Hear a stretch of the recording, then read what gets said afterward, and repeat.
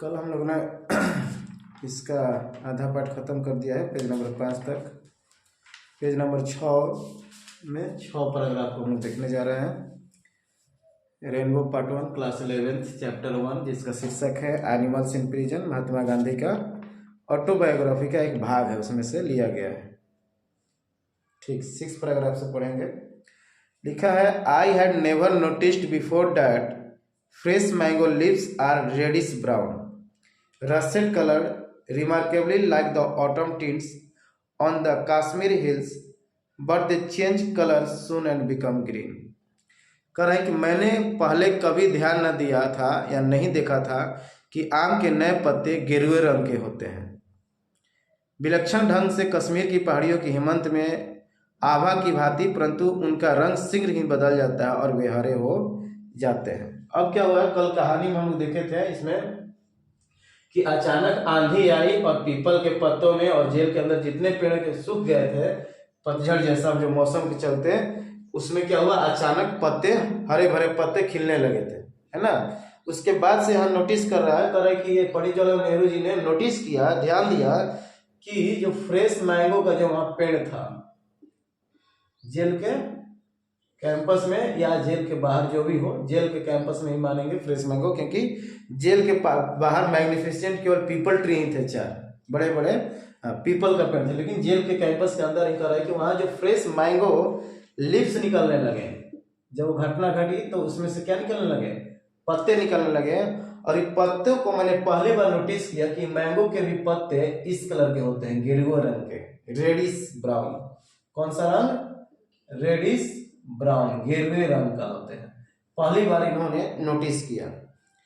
दूसरा लिखा है कि रसेट कलर, कैसा कलर? रेडिश ब्राउन एंड 2 रंग दिखा रहा है, russet, RESSET, russet colour, COLOUR, russet colour. Russet means क्या होता है, मीनिंग दिया हुआ है, वही रसेट मतलब ब्राउनिश कलर ना, चॉकलेट जैसा होता है या कॉफी जैसा होता है, उसी रंग की। तो पहली बार इन्होंने पत्ता को देखा जो रेडिश ब्राउन था और रसेट कलर का था। Remarkably like the autumn tints, और ऐसे लग रहा था जैसे कौन सा पत्ता, हेमंत ऋतु में, ऑटम सीजन में ना, ये जैसे कश्मीर में, कश्मीर का बात कर रहा है, ये बात हो रही थी उत्तराखंड देहरादून की, लिंकर है कि जैसे कश्मीर के ऑटम सीजन में, कौन सा सीजन में, ऑटम, हेमंत ऋतु में ऑटम सीजन के जो टिंट्स होते हैं, टिंट्स का मतलब क्या होता है, कलर, हाँ, टिंट्स, ह्यू या कलर, इसका मतलब यहाँ मीनिंग लिख देते हैं साइड में, TINT, tints, hue and colour.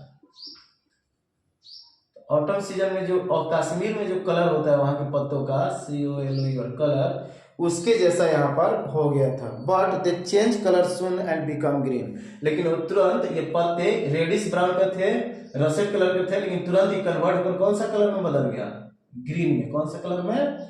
Green में, क्योंकि पत्ते अधिकतर कैसे कलर के होते हैं, ग्रीन कलर के होते हैं, होते हैं कि नहीं होते हैं। तो इस पैराग्राफ 6 में हम लोग यही देखें कि उन्होंने, जवाहरलाल नेहरू जी ने ध्यान दिया कि जो ताजा आम के पत्ते उस पेड़ में निकल रहे थे, उस शुरुआत में दिखाई दिए रेडिश ब्राउन और रसेट कलर का, यानी भूरा रंग का, गेरुए रंग का, लेकिन उसको देखा गया, कह रहा है कि ऐसा उल्लेख किया गया, ऐसा रिमार्क किया जा रहा है, ऐसा लग रहा था कि जैसे कश्मीर में ऑटम सीजन में पत्ते जिस कलर के होते हैं वैसा इसका रंग था, लेकिन कुछ समय बाद तुरंत उसमें चेंजेज आएगी और वो पत्ते रेडिश से क्या हो गए, ग्रीन में बदल गए। क्लियर? नेक्स्ट पैराग्राफ नंबर 7, यहां पर लिख देते हैं पैराग्राफ 7।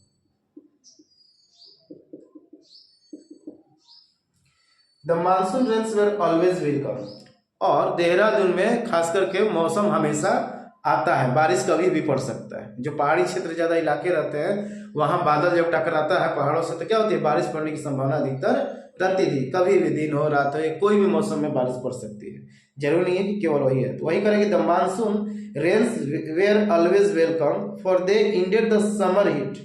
क्यों कर रहा है कि वहां पर या कहीं के मानसून का हम लोग इंतजार करते हैं, क्यों क्योंकि मानसून आएगा तो धरती का तापमान थोड़ा कम होगा। लू का दिन जब जाता है तो बरसाते आता है ना, तो सब लोग इसका इंतजार करते हैं और स्वागत करते हैं मानसून सीजन का, वेलकम। वही कह रहा है कि द मानसून रेन्स, मानसून के पहली बारिश को सब लोग स्वागत करना चाहते हैं, उसका इंतजार करते हैं। क्यों? क्योंकि ये गर्मी को क्या करता है, गर्मी की ऊर्जा को, गर्मी की उष्मा को, हीट को क्या करता है, खत्म करता है। जब मानसून आता है तो समर के हीट को, ग्रीष्म ऋतु के हीट को या इसके तापमान को ये मानसून अपने रेन से क्या करती है, ठंडक पहुंचाती है, खत्म करती है रेन से। क्लियर है? वही कह रहा है कि the monsoon rains were always welcome, हमेशा स्वागत किया जाता है, उसका लोग इंतजार करते हैं। Because for they ended the summer heat, क्योंकि वे गर्मियों के तापमान को क्या करती है, खत्म करती है। आगे, one could have too much of good thing, कह रहे कि वहाँ पर बहुत कुछ पसंद कर सकते हैं, अच्छी बहुत कुछ अत्यधिक वस्तु वहाँ पर बहुत अच्छी है। कहाँ पर? हम देहरादून की बात कर रहे हैं कि बरसात अच्छी लगती है वहाँ के लोगों को, क्योंकि वह ग्रीष्म की या गर्मी की गर्मी का जो ऋतु होता है उसके गर्म तापमान को क्या करती है, खत्म कर देती है, अंत करती है। परंतु कोई अच्छी वस्तु भी अत्यधिक हो जाती है।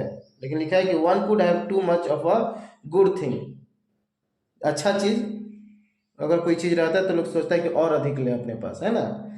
And Dehradun is one of the favourite haunts of the rain God, और रेन गॉड, बारिश पढ़ाने वाले भगवान को क्या बोलते हैं, इंद्रदेव हो, बरसात जो पढ़ाते हैं मेघदूत, इंद्रदेव भगवान का। वही कह रहा है कि देहरादून एक फेवरेट है उस भगवान का जो बारिश पढ़ाता है, रेन गॉड, उसका नाम क्या दिया है, rain God. Rain God, Dehradun Uttarakhand की राजधानी है। देहरादून क्या है, वो ईश्वर जो बारिश पढ़ाने वाला ईश्वर है, उसके लिए यह कैसा जगह है, a place frequently visited. Haunts मतलब, हॉन्ट्स प्लेसेस किसको कहेंगे, जहां पर लोग प्रायः घूमने जाते हैं। कह रहा है कि Dehradun is one of the favourite haunts of the rain God, इस ईश्वर के लिए देहरादून है जो घूमने का जगह है, बार बार वहां बारिश आते रहते हैं, बार बार वो अपना चमत्कार दिखाते रहते हैं, ईश्वर का बारिश, रेन गॉड। क्लियर है? वही लिखा है कि Dehradun is one of the favourite haunts of the rain god. Haunts मतलब a place where we can frequently visit, प्रायः जाते हैं वहां, बार बार जाते हैं, ठीक है, यानी बार बार बारिश पड़ रहा है, उसी को कह रहा है।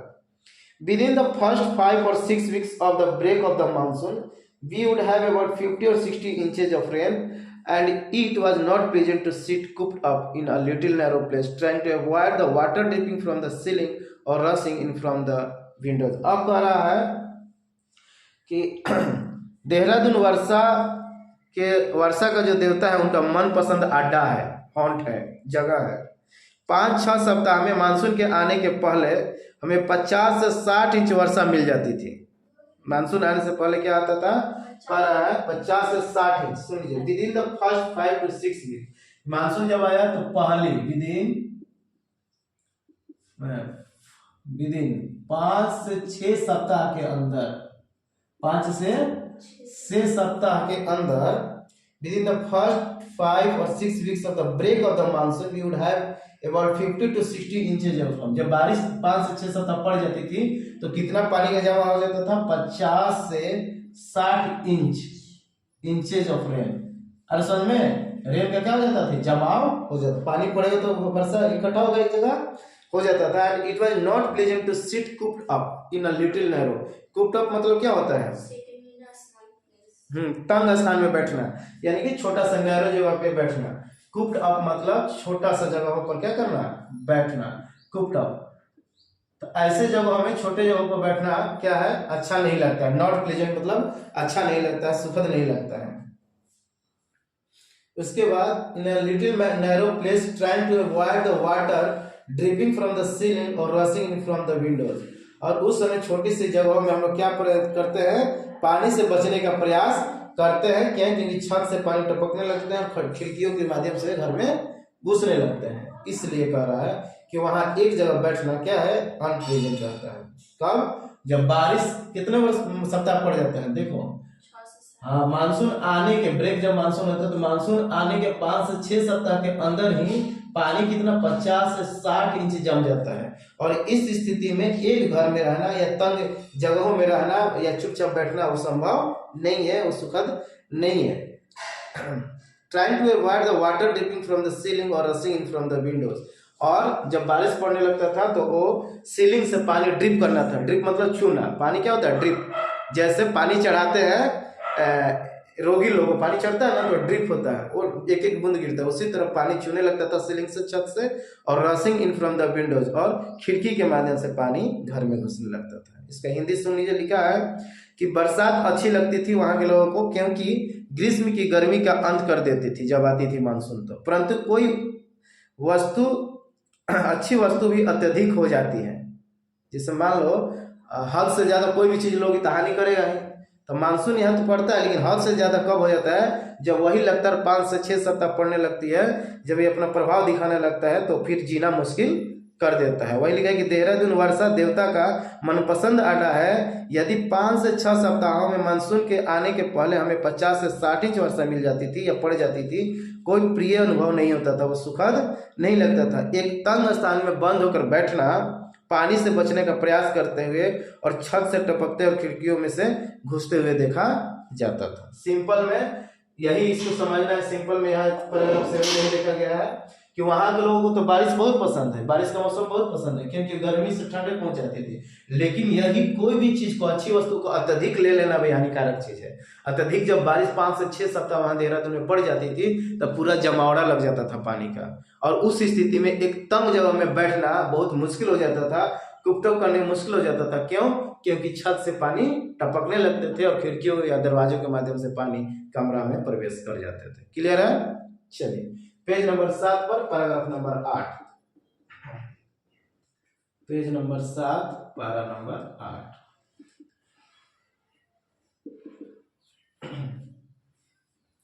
लिखा है ऑटम अगेन वाज प्लीजेंट। हेमंत ऋतु फिर से क्या है? एक सुखद होता है। Autumn again was a pleasant and so was the winter. और उसी तरह ग्रीष्म ऋतु भी होता है ना। उसी तरह विंटर यानी ठंडा का मौसम भी होता है, जिस तरह ऑटम। पतझड़ देखिए ना, पतझड़ का मौसम ऑटम। तो ऑटम में जितना अच्छी हवा बहती है, नए नए पत्ते खिलते हैं पतझड़ होने के बाद, तो ऑटम सीजन जितना सुखद है उतना ही हमारा विंटर सीजन भी है, ठंडा का मौसम। क्लियर है? अरे समझ में ना? Winter season. आगे लिखा है and so was the winter except when it rained. कब?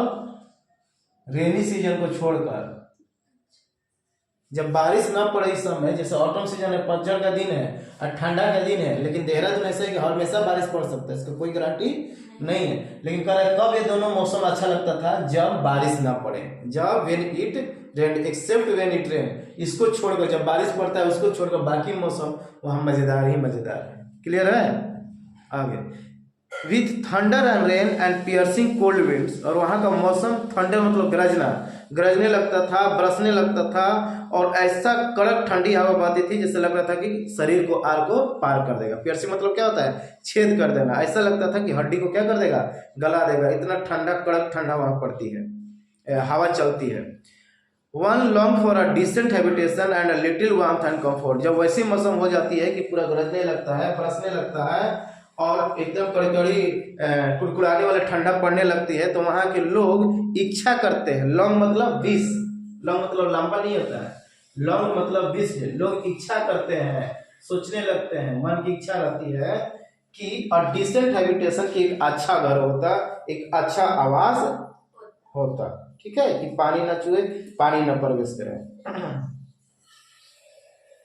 अ डिसेंट हैबिटेशन मतलब अच्छा रहने का स्थान, and a little warmth and comfort. और थोड़ा सा गर्मी मिल जाए, थोड़ा हमको आराम मिल जाए। कब? जब ऐसा हालातें होती थी कि जोर की थंडर चमकने लगता था, गरजने लगता था, थंडरिंग, लाइटनिंग होने लगता होगा बैगल में, होता है ना, बिजली चमकता है तो लाइटनिंग। दूसरा तो है कि जब जोर की बारिश पड़ने लगता था। कल एक वर्ड हम बताए थे बारिश का,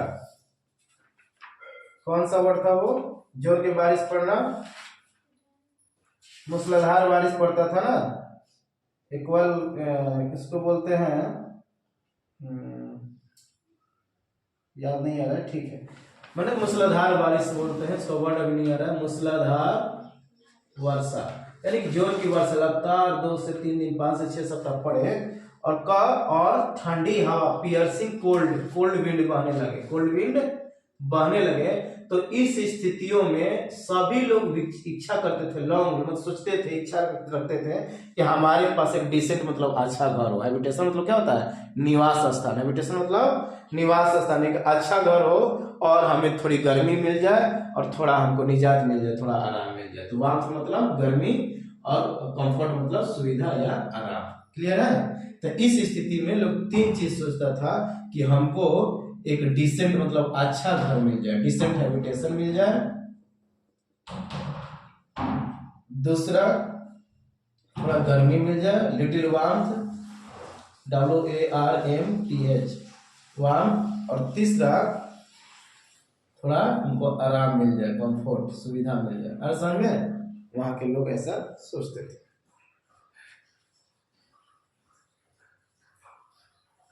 आगे बढ़े। ओकेजनली मतलब कभी कभी, लिख दो मीनिंग ओकेजनली, ये मिटा देना। ओकेजनली मतलब कभी कभी अचानक क्या होता है वहां देहरादून में, उसको हम देखेंगे।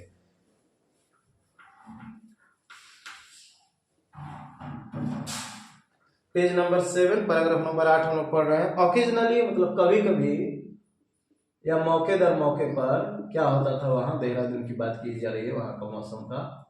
Occasionally there would be a hail storm, ओलावृष्टि होता था, बर्फ गिरने लगते थे। कभी कभी देहरादून में क्या होती थी, इतना बारिश पड़ता था, इतना क्या होते थे कि हेल स्टॉर्म होने लगते थे। हेल स्टॉर्म मतलब बर्फबारी होता है जी। पेपर में देखिए कि जम्मू कश्मीर कार के ऊपर एकदम बर्फ जम गया, न्यूज में देखते हैं ना। तो हेल स्टॉर्म मतलब क्या होता है? ओलावृष्टि या बर्फबारी हो जाना। ओला शुद्ध हिंदी होता है ओला वृष्टि या बर्फबारी, बर्फ गिरने लगता है, बर्फबारी। ठीक है? तो अचानक ओकेजनली कभी कभी वहां पर हेल स्टॉर्म भी होता है, with hail stones bigger than marbles. और जब हेल स्टॉर्म आंधी तूफान आता है, बर्फ गिरने लगता है, तो उसके साथ हेल स्टोन गिरते हैं। हेल स्टोन मतलब वही बर्फ। जो बर्फ जो है वो कैसा रहता था जब गिरता था? तो बिगर देन द मार्बल्स। जो लड़का लोग खेलता है ना, आंटी, इसको क्या बोलते हैं आप लोग? पता नहीं, एक जो ऐसे ऐसे गोल गोल रहता है, गांव में गली में सब खेलता है, ऐसे मारता है दूर से, कंचा। हाँ, हम लोग तरफ आंटी सब बोलते हैं, आंटी की आंटी पता नहीं। ठीक है, कंचा, कंचा ही लिख देते हैं। ठीक है, तो कंचा जैसे एकदम बड़ा बड़ा गोला गोला क्या गिरता था जब आंधी तूफान आता था बर्फ वाला, तो उसमें हेल स्टोन्स गिरते थे, यानी कि बर्फ गिरते थे, आइस के टुकड़े। डाइड मार्बल्स, और मार्बल से बड़े होते थे, कंचा से बड़े होते थे। Coming down on the corrugated iron roofs. Corrugated means क्या होता है? नालीदार छत होता है। करूगेटेड मतलब नालीदार, देख लीजिए। हाँ, करूगेटेड मतलब जैसे मान लो घर है तो देखिए होगी छत के ऊपर से खपड़ा जैसा डिजाइन बनाया गया हो, ताकि बारिश का पानी नीचे क्या आ जाए, बहकर आ जाए। और समझ में? इसी को बोलते हैं करूगेटेड, नालीदार आकार, नालीदार। तो वही कह रहा है कि जो बर्फ के गोले पड़ते थे जब बर्फबारी होती थी, तो कंचा से भी बड़े बड़े उनके साइज होते थे, और वो नीचे आते थे किस सहारे? नालीदार, जो छत के ऊपर आयरन का और बनाया गया था, नली टाइप से आयरन का बनाया गया था, उसके रास्ते में बर्फ क्या होते थे? नीचे आते थे। क्लियर है? हाँ, आयरन रूफ, छत पे जो आयरन लगा था उसके सहारे वो नीचे आते थे। मेकिंग अ ट्रेमेंडस सुना, जब बहुत जोर का धड़ाका सा आवाज आता था जब वो गिरता था। अब बर्फ में इतना दम होता है कि फाड़ देगा कपार ऊपर, इतना तेज उसका प्रेशर होता है, दबाव। क्लियर है? ट्रेमेंडस मतलब भयानक, ट्रेमेंडस मतलब भयानक आवाज करता था गिरता था तो। Something like an artillery bombarded, और ऐसा लगता था कि क्या होगा, बम ब्लास्ट हो गया है, बम वर्षा कर रही हो, वर्षा क्या कर रही हो, बम पटक रही हो, वैसा होता था। आर्टिलरी स्पेलिंग क्या दिया है आर्टिलरी के बुक में? बिगर गन्स, बिग गन्स, वही बारूद जैसा मतलब बमबारी। देखिए आर्टिलरी मतलब बिग गन्स। ठीक है, ऐसा लगता था कि जैसे बंदूक से क्या किया जा रहा है, बम विस्फोट किया जा रहा है, हमेशा ऐसे से बारूद जैसा। तो इसको बोल सकते हैं बिग गन्स, बड़े बंदूक से जैसे लोग क्या कर रहे हैं, विस्फोट कर रहे हैं, वैसी आवाजें करती थी। तो पैराग्राफ नंबर 8 में हम लोगों ने क्या सीखा? पैराग्राफ नंबर 8 में हम लोगों ने सीखा कि ऑटम जितना वहां सुखद मौसम था, विंटर जितना सुखद मौसम था, कब वो सुखद होता था? जब बारिश न पड़े, क्योंकि इंद्रदेव भगवान का वो फेवरेट जगह था बारी रेन गॉड का। लेकिन जब अत्यधिक वर्षा पड़ने लगती थी, गरजना बरसना और ठंडी हवाएं एकदम कुड़कुड़ाने वाली ठंडी हवा चलती थी, तो लोगों की इच्छा होती थी कि मेरे पास पहाड़ी क्षेत्र है ना, मेरे पास अच्छा घर हो, एक डिसेंट घर हो, पक्का मकान होता और हम लोग को थोड़ा गर्मी मिलती और हमें कुछ सुविधा मिलता या आराम मिलता, कंफर्ट, यही ना। ओकेजनली यानी कभी कभी वहाँ क्या होता था कि there would be a hail storm, एकदम ओलावृष्टि होने लगती थी, बर्फ गिरने वाली आंधी तूफान आ जाती थी और उस हेल स्टॉर्म के साथ हेल स्टोन्स गिरते थे, यानी कि आइस का टुकड़ा गिरता था बर्फ का, जो मार्बल से भी बड़े साइज में होते थे। और छत के ऊपर जो नलीदार आकार का आयरन लोहा का जो नली बनाया गया था, उसके माध्यम से नीचे ऐसा गिरता था और इतना भयानक आवाज करता था जैसे लगता था कि कोई बंदूक से गोली छोड़ रहा हो या विस्फोट हो रहा, बम्बार्डमेंट हो रहा हो। क्लियर? चलो paragraph number 9।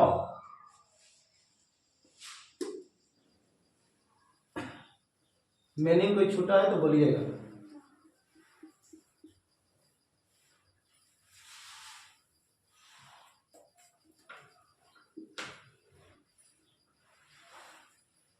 No, page number 7 paragraph number 9। I remember one day particularly, खासकर मुझे एक दिन याद है। पंडित जवाहरलाल नेहरू करें कि एक दिन मुझे याद है, खासकर को वह दिन। पर्टिकुलरली मतलब क्या होता है? खास करके, विशेषकर, खासकर या विशेषकर। यहाँ लिख लीजिए मीनिंग साइड में, अंडरलाइन दे देते हैं इसका, glossary and notes, glossary and notes लिख लीजिए साइड में। पहला पार्टिकुलरली, पार्टिकुलरली यानी कि खासकर या विशेषकर, खासकर या विशेषकर।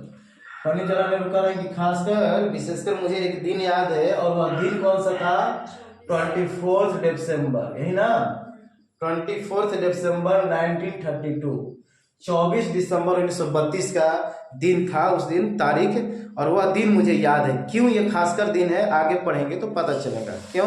कि there was a thunder storm, उस दिन एकदम जोर की वर्षा आ रही थी, गरज रहा था। कैसा पड़ रहा था? गरजने वाली आंधी तूफान आई थी, थंडर स्टॉर्म, जोर की वर्षा हो रही थी, ओलावृष्टि जैसा नहीं, एकदम आंधी तूफान, गरजना बरसना चमकना बिजली गिरना, ऐसा वाला मौसम था।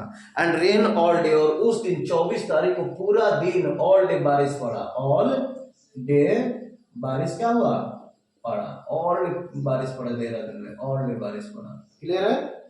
पूरे दिन भर दिन बारिश पड़ा। And it was bitterly cold, और उस दिन का मौसम कैसा हो गया? वेदर कैसा हो गया? एकदम वेरी कोल्ड हो गया, बहुत ठंडा, बहुत ठंडा बढ़ गया उस दिन, 24 दिसंबर के दिन 1932 में। अच्छा, बिटरली मतलब एकदम काटने वाली, बिटरली में क्या होता है? काटने वाली, एकदम ठंड से एकदम कुकुड़ जाने वाला। All together it was one of the most miserable days, और सब ये सब देखकर हम कह सकते हैं कि उस दिन बहुत खराब दिन था। क्या था? बहुत खराब दिन था या दुखदायक दिन था। तो दूसरा मीनिंग है मिजरेबल मतलब दुखदायक। मिजरेबल मतलब क्या हो जाएगा? दुखदायक या हानिकारक, दुखदायक दिन था, मिजरेबल दिन। क्लियर हो गया? तो 24 दिसंबर 1932 को क्या हुआ? अचानक थंडर स्टॉर्म होने लगा, आंधी तूफान, चमकना गरजना बरसना होने लगा, और उस दिन पूरे दिन ऑल डे लॉन्ग बारिश पड़ा, और वहां का मौसम उस दिन का बहुत ठंडा हो गया, बिटरली कोल्ड पड़ने लगा। ठीक है? और ये सब देखकर ऑल टुगेदर हम कह सकते हैं कि वह दिन एक खराब दिन था या दुखदायक दिन था, मिजरेबल डे था या बैड डे था। सिंपल बोलेंगे बैड डेज था। आगे, from the worldly point of view, अगर दूसरे दृष्टि से देखें, दूसरे विचार से का है, क्या लिखा है? That I have spent in jail, कि अगर सृष्टि की दृष्टि से देखें जो हम जेल में काटे हैं, from the bodily point of view that I spent in jail, मैंने जेल में ये सब देखा था ना, बाहर तो नहीं थे, तो जेल में ये सब देख रहे थे। तो कल कि अगर हम अपने शारीरिक रूप से या अपने उस दृष्टि से बताएं या उस विचार से अगर हम कहें that I have spent in jail, कि मैंने जेल में ये सब क्या किया है? बिताया है। In the evening it cleared up suddenly, और शाम को अचानक यह मौसम साफ हो गया। पूरा दिन पड़ा, लेकिन जैसे ही 24 दिसंबर की शाम हुई, सूरज ढलने का टाइम आया, तो ये मौसम जो पूरा एकदम बारिश पड़ रहा था एकदम क्लियर हो गया। कैसा हो गया? क्लियर हो गया। In the evening it clear up, मौसम वेदर जो हुआ क्लियर अप हो गया, यानी साफ हो गया, बादल हट गए, बारिश बंद हो गई। क्लियर, यानी कि कहने का मतलब देहरादून का मौसम बदलते रहता है, यही ना हो रहा है। तो in the evening it clear up suddenly, अचानक मौसम बदल गया, साफ सुथरा हो गया। And all my misery departed, और मेरा सब दुख क्या हो गया, गायब हो गया। मेरा जो निराशापन था वो सब क्या हो गया, गायब हो गया। डिपार्टेड मतलब चले जाना, भाग जाना। जैसे ट्रेन डिपार्ट, तो स्टेशन से ट्रेन डिपार्ट होता है तो ट्रेन चली गई, उसी तरह अचानक जब शाम हुआ तो देखिए अरे बारिश भी बंद हो गया और आसमान पूरा साफ हो गया, अच्छा मौसम हो गया, नॉर्मल हो गया। और उसके जाते जाते मेरा दुख दर्द भी खत्म हो गया, उदासपन। When I saw all the neighboring mountains and hills covered with a thick mantle of snow, और जब हम देखें, जब बारिश साफ हो तो देखें कि जितने अगल बगल पहाड़ थे, टावरिंग ऑफ हिमालय था ना जी बगल में, वो पहाड़ थे, वो पहाड़ के ऊपर बर्फ जमे हुए थे। क्या जमे हुए थे, बर्फ का चादर बिछी हुई थी। लिखा है कि जब मौसम साफ हुआ तो मैंने बगल में पड़ोसी वाले जो पहाड़ की श्रृंखला थी, पहाड़ के टावरिंग थे, उनको मैंने देखा, और ऊंची ऊंची चोटियों को, हिल्स को देखा, तो पूरा थिक मेंटल ऑफ स्नो, बर्फ के चादर से घिरे हुए थे। मेंटल ऑफ स्नो मतलब बर्फ का चादर से, ऐसे लग रहा था कि बर्फ का चादर एकदम व्हाइट व्हाइट उड़ा चादर इन लोगों को क्या किया गया, उड़ाया गया। ठीक है, आगे द नेक्स्ट डे मतलब 25 दिसंबर, 24 का खत्म कहानी, 25 दिसंबर 1932, यही ना। 25 दिसंबर 1932 का कहानी कह रहा है कि 25 दिसंबर 1932 को क्या हुआ, क्रिसमस था। अब बात तो सही है, 24 के बाद 25 दिसंबर को क्या था, क्रिसमस डे था। क्या था, क्रिसमस डे, 25 दिसंबर को, जिसको 12 दिन पर्व के नाम से भी जाना जाता है, क्रिसमस डे था। वॉज लवली एंड क्लियर, और 25 तारीख को एकदम बहुत सुंदर और प्यारा मौसम बना था, बहुत सुंदर और प्यारा मौसम बना था। क्लियर है, आगे and there was a beautiful view of snow covered mountain, और सुबह हमें देखने पर एक बहुत मनोरम दृश्य दिख रहा था कि एकदम साफ सुथरा पहाड़ भी दिख रहा था, चोटियां भी दिख रही थी, हरे भरे मैदान भी दिख रहे थे, पेड़ पौधे भी दिख रहे थे, और खासकर के पहाड़ के ऊपर एकदम बर्फ की चादरें ढकी हुई थी। बहुत सुंदर दृश्य था। कब, जब सुबह में देखें तो उस दिन का 24 के शाम से भी अच्छा भोर में दिख रहा था, भोर की बेला में, सुबह में। क्लियर है। तब पैराग्राफ 9 में हम लोग ने क्या देखा है कि एक पंडित जवाहरलाल नेहरू जब जेल में थे तो उसमें कई अच्छे दिनों में से एक अच्छा दिन, मतलब एक दिन खासकर याद है, क्योंकि उस दिन बहुत जोर की बारिश पड़ी, चमक रहा था, बिजली कड़क रहे थे, है ना, और बारिश जोर के पड़ रहे थे, हेल स्टॉर्म हो रहे थे। और उस दिन वो याद है क्योंकि उस दिन पूरा दिन बारिश पड़ा, लगभग सूरज ढलने से पहले तक, और बहुत बिटरली कोल्ड हो गया ना। और इस तरह वो कह सकते हैं कि उस दिन मेरा दिन एकदम खराब हो चुका था। लेकिन जैसा ही शाम हुआ, इवनिंग टाइम में मौसम बिल्कुल क्लियर अप हो गया, साफ हो गया, और उस समय मैंने देखा कि पहाड़ों के ऊपर क्या है, बर्फों की चादर बिछी हुई है। लेकिन नेक्स्ट डे जब सुबह हुआ तो देखा कि अरे आज तो क्रिसमस डे है, तो मैं आउटिंग पे गया, मैं जेल के बाहर कंपाउंड से देखा तो उस दिन और भी सुंदर पहाड़ें दिख रही थी, प्राकृतिक दृश्य और सुंदर और मनोरम दिख रही थी, जो दिल को भा जाती है। क्लियर, चलिए 10 में मिटा दिए सब।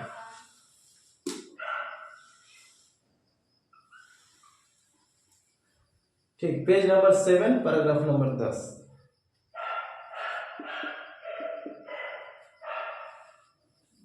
लिखा हुआ है prevented from indulging in normal activities we became more observant of nature's way. Jawaharlal Nehru ji कह रहे हैं कि मैं या मेरे जैसे और लोग भी थे, उन लोग क्या करते थे, प्रिवेंट होते थे।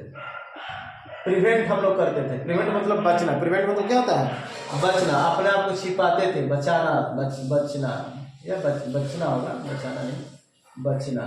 ठीक है, किस चीज से, रोज का जो जेल में उनको काम दिया जाता था, एक्टिविटीज कैदियों को दिया जाता है ना जी, चक्की पिसो, ये बना वो बना, बहुत कुटुर वाला काम दिया जाता है उनको, रोजगार के लिए, इसके लिए पैसा भी दिया जाता है। तो प्रिवेंट हम लोग क्या करते थे कि जेल के रोज कामों में लगने से पहले या भाग लेने से, इंडल्जिंग इन मतलब भाग लेना या करना या उसमें लगना, इंडल्जिंग इन मतलब क्या होता है, भाग लेना। इसका लिख लीजिएगा मैंने कि जेल में दिए गए जेलर के द्वारा जो अन्य क्रियाकलापें थी, जेल प्रबंधन के द्वारा जो दिया जाता था, उससे हम लोग बचते थे, अपने आप को हम बचाते थे। Prevented from indulging in normal activity, जो रोजमर्रा की जो साधारण सामान्य क्रियाकलाप होती थी, उससे मैं बचता था। यहाँ तक क्लियर हो गया।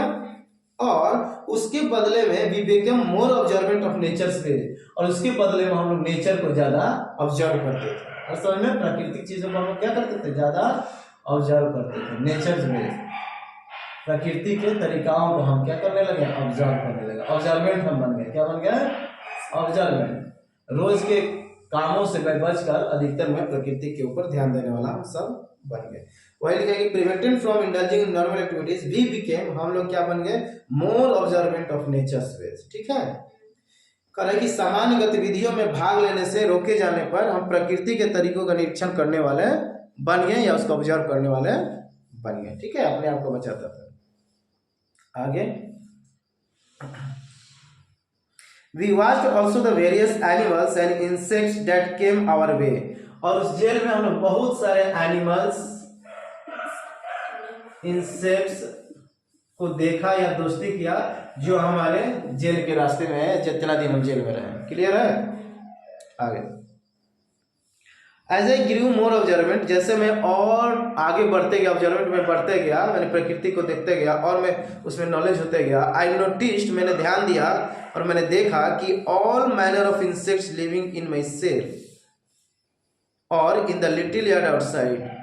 कह रहा है कि as I Guru more observant, जैसे मैं प्रकृति चीजों को, जानवरों से प्रेम करने लगा, देखने लगा, मैंने ध्यान दिया कि all manner of insects living in my cell और in the little yard outside, जितने प्रकार के जानवर थे या कीड़ा थे मेरे ही क्या उसमें सेल में, जिसमें पंडित जवाहरलाल नेहरू जी थे जिस सेल में, उसमें बहुत प्रकार के, विभिन्न प्रकार के कीड़ा मकोड़ा उसमें आते थे, या तो उसमें या तो आउटर यार्ड में रहते थे, बाहर वाली आंगन में, या बरामदा जो होता होगा जेल के बाहर, या तो मेरे जेल में इंसेक्ट्स लोग रहते थे जितने प्रकार के होते हैं, या तो बाहर वाली आंगन के क्षेत्र में या बरामदा में। क्लियर है?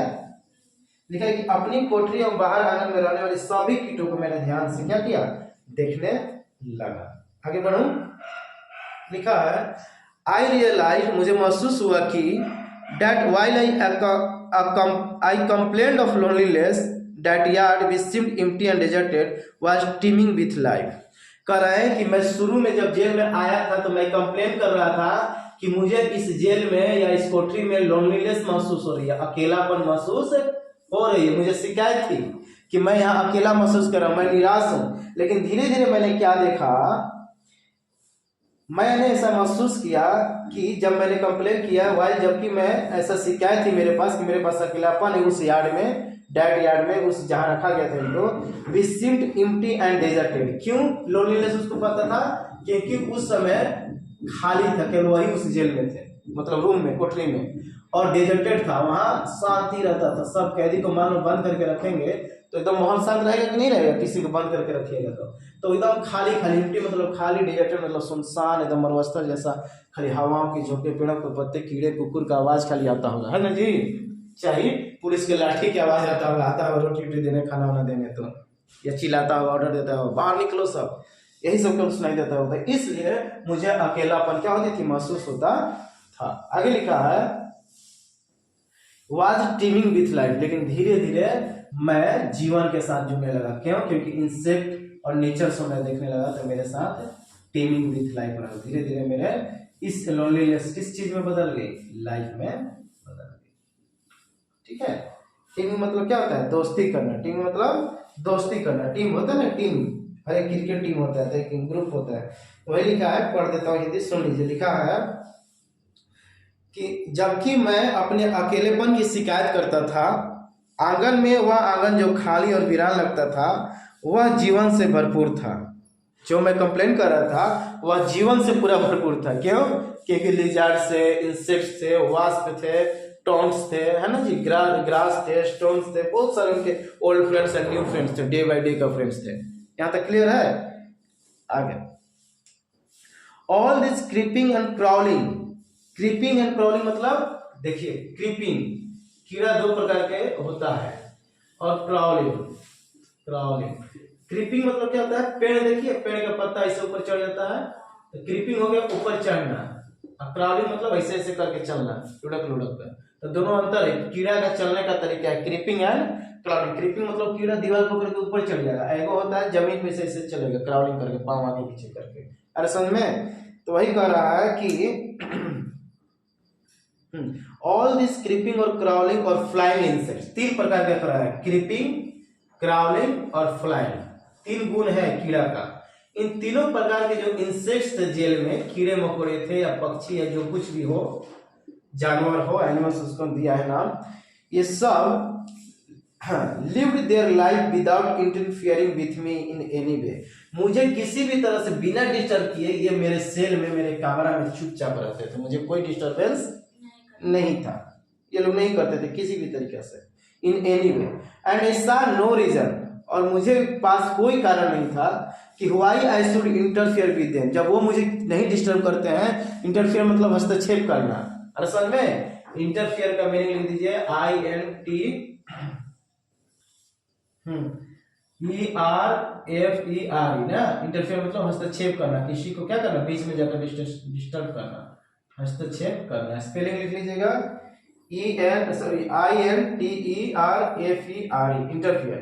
कह रहा है कि जितने क्रीपिंग, क्राउलिंग, फ्लाइंग, जितने प्रकार के इंसेक्ट थे वो मुझे किसी भी तरीका से डिस्टर्ब नहीं करते थे, मेरे कामों में हस्तक्षेप नहीं करते थे, तो मेरे पास भी कोई कारण नहीं है कि मैं भी उन लोगों को क्या करूं, डिस्टर्ब करूं या हस्तक्षेप करूं। क्लियर जाता है?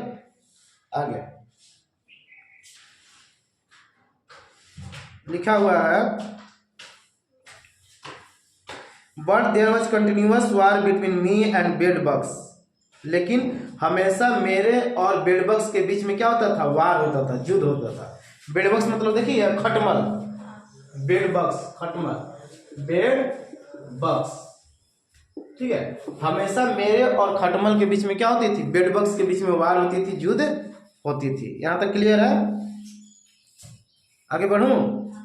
ठीक, लिखा हुआ है बट देयर वाज, परंतु हमेशा मेरे और बेडबग्स के बीच में, मच्छरों के बीच में हमेशा वार होती थी। वो इधर भगता था, हम उसको मारते थे, फिर इधर करता था, उधर मारते थे, जैसे हम लोग वार करते हैं रोज शाम में करते हैं ना, जैसे कल भूत 1:30 बजे वार कर रहा था हम लोग से, रात में भूत आ गया था ना जी, भूत आया, भागो भूत आया। आगे तो वही लिखा है कि टू सम एक्सटेंट फ्लाइज, किसके किसके साथ, कुछ हद तक मक्खियों के साथ ही मैं वार कर लेता था। तो पंडित जवाहरलाल नेहरू क्या कह रहा है कि मैं सबसे पहले किसके साथ वार किया, खटमल जो हमारे खटिया में आके चाय चाय करता था, डिस्टर्ब करता था, बेड बग्स, कीड़ा मकोड़ा। दूसरा मॉस्किटोस, मच्छर। तीसरा कभी कभी कुछ हद तक फ्लाइज, माने मक्खियों की लगती होगी। तीनों से वो मतलब प्रेम था, वो दोस्ती किए थे, वार हो जाता था।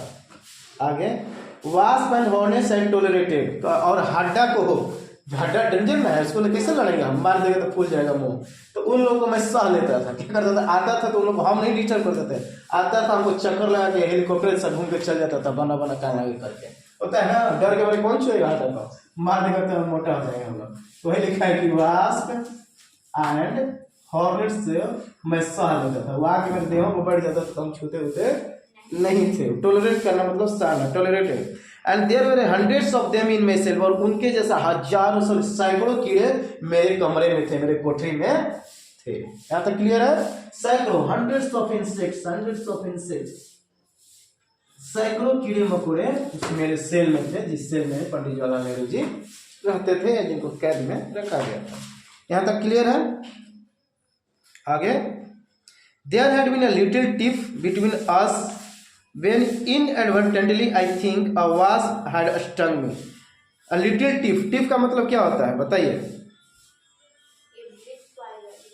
एक छोटा सा झगड़ा हो गया एक दिन, किससे?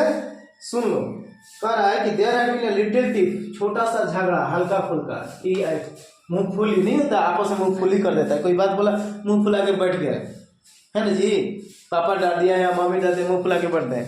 जहाँ पपीता आया कल शाम के, सब मुंह फुलल खत्म हो गया। पपीता आप खा लिए, डॉक्टर साहब लाए तो खा लिए ना, मुंह फुलाए थे कि ना भूत आया भूत आया, लेकिन पपीता का तो सब भूत गायब, बढ़िया से सोए रात भर, है ना।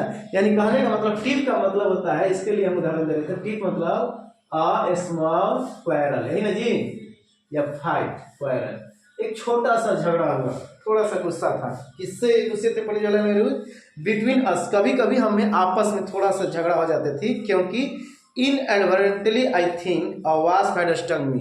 इनएडवर्टेंटली मतलब क्या होता है? एक्सीडेंटली।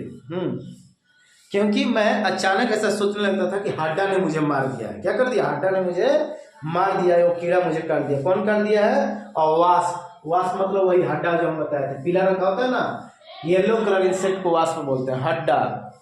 देखिए ना हड्डा, तो हड्डा क्या करता है? ऐसा मैं सोच रहा था मार दिया है, और इसलिए कभी कभी मुझे लड़ाई हो जाता था। जब घुसाते थे, या हम भी घुसाते हैं, जब के घर में फोड़ देते हैं, लेकिन घर किसी का फोड़ना नहीं चाहिए। बहुत मेहनत से घोसला लोग बनाता है बेचारा। लेकिन हम मार के हमारे मोटा कर देगा तो क्या ना करेंगे, हम इच्छा नहीं है हमको मोटा होने के लिए। आगे बढ़ूँ? अरे समझ में आगे। इन माई एंगर, और मैं गुस्सा में, I try to exterminate the lot but they put up a brave fight in defence of their temporary home. मैं कभी कभी कोशिश करता था कि एक्सटर्मिनेट मतलब बताइए। हाँ, डिस्ट्रॉय करना, बर्बाद करना। कभी कभी जैसे हम अभी बताएं कि हम फोड़ने लगते थे, तो कभी कभी मैं कोशिश करता था कि बहुत कोशिश करता था कि उसके घर को क्या करूं, डिस्टर्ब कर दूं। दीवार के कोने में जो हड्डा का या मधुमक्खी का जो भी हड्डा का वास्प का जो घर होता है उसको फोड़ूं। लेकिन उसके डिफेंस में, अपने बचाव में, वो बहादुरी से मेरे साथ लोग लड़ते थे, बहादुरी से मेरे साथ लड़ते थे अपने टेम्पोररी घर को बचाने के लिए। उन लोगों को तो परमानेंट घर तो नहीं था ना, वो तो जेल बनाया है, व्यवस्था सरकार का है। नेहरू जी भी टेम्पोररी रह रहे थे, लेकिन उसमें परमानेंट घर हड्डा लोग सोच रहा था कि हम बना लें, लेकिन उसके लिए भी वो टेम्पोररी। तो मैं उसके टेम्पोररी घरों को डिस्टर्ब करना चाहता था, लेकिन वो बहादुरी से मेरे साथ वास्प लोग कीड़े मकोड़े लड़ना चाहता था, ये लड़ते थे। बीच प्रोबेबली मतलब शायद, संभवतः, शायद कंटेन देयर एग्स। क्यों वो लोग लड़ते थे? क्योंकि किसी का भी अपना बच्चा प्यारा होता है ना जी। तो कीड़ा का उस घर में ऐसे मिट्टी का घर रहता है, और ऐसे छोटा छोटा छेद रहता है, देखी होगी, रहता है ना। और इसमें हो सकता असंख्य या कोई उसके बच्चों का, इस वास्प का अंडा हो, इसमें क्या हो, एग्स हो। अपने बच्चों को बचाने के लिए वो हमसे क्या करते थे? बहादुरी से लड़ते थे। और ये अच्छी बात है, अपने लोगों का सुरक्षा करना एक बड़ी बात है, ख्याल रखना। तो ऐसा मुझे लगता है कि शायद उसके अंदर, उस घर के अंदर एग्स थे, इसलिए वो वास्प हमसे बहादुरी से टकरा रहा था। Clear? And I desisted and decided to leave them in peace if they did not interfere with me anymore.